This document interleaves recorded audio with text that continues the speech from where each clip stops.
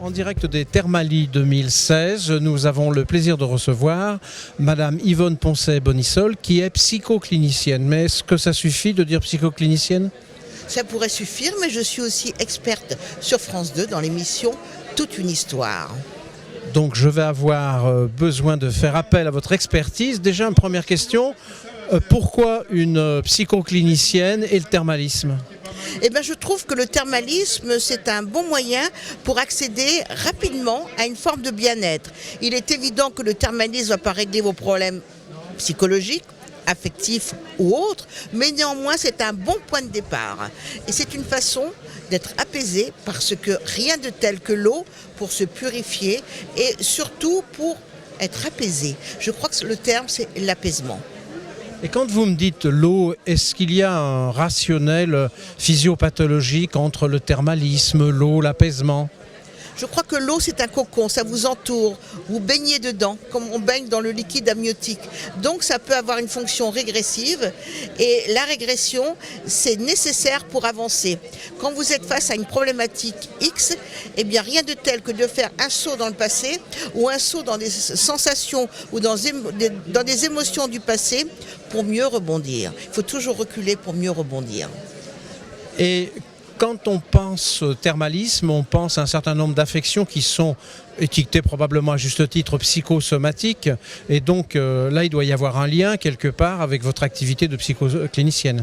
Alors la peau, tout comme la respiration, tout comme les troubles aussi cardiaques, font référence à, je dirais presque le stress. Mais pas seulement le stress, le rapport à la peau, le rapport à l'attachement. Je crois que les problèmes par exemple de l'eczéma, du psoriasis, c'est un rapport à la rupture, c'est un rapport au détachement, c'est un rapport à l'abandon.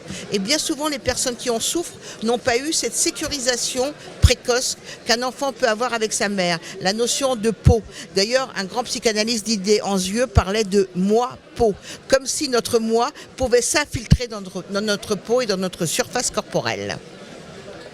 Donc, thermalisme pour des affections psychosomatiques, mais il y a quand même, indiscutablement, il n'y a pas que du psychosomatique, et il y a des affections strictement somatiques qui ont peut-être une composante et qui peuvent bénéficier, en complément du traitement médical classique, de cette approche. Oui, parce qu'avant de parler psychosomatique, il faut soigner quand même le symptôme. Et après, on voit. Mais l'urgence, c'est le symptôme.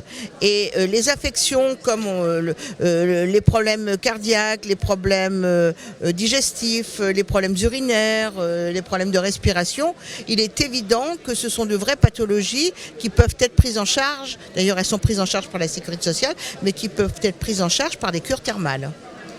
Et un problème qu'on voit malheureusement de plus en plus, ce sont les troubles métaboliques, l'obésité, la surcharge pondérale, le cholestérol et tout ça. Est-ce que là, il y a une place pour le thermalisme dans ce... Je pose la question, je vous vois sourciller, je pose la question en connaissant un peu la réponse, mais je voudrais que vous développiez un peu. Alors surtout parce que les troubles métaboliques sont souvent dus à la sédentarité, à la mauvaise alimentation, au stress, aux dépressions, aux fractures de la vie. Et rien de tel aussi que le thermalisme pour justement faire une coupure par rapport à des habitudes stressantes qui font partie de notre vie au quotidien. Quand on rompt avec ça, eh bien, je ne dis pas que ça résout tout, mais ça donne une autre respiration. Donc c'est une façon de faciliter le traitement conventionnel classique.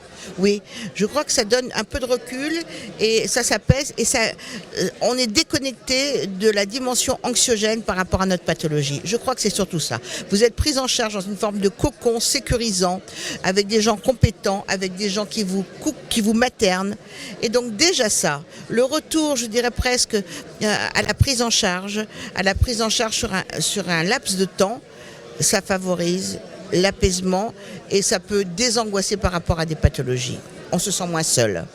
On a évoqué tout à l'heure quelques pathologies organiques ou psychosomatiques. À côté de ça, il y a des situations qu'on voit de plus en plus, qu'on décrit de plus en plus, auxquelles on est sensibilisé maintenant.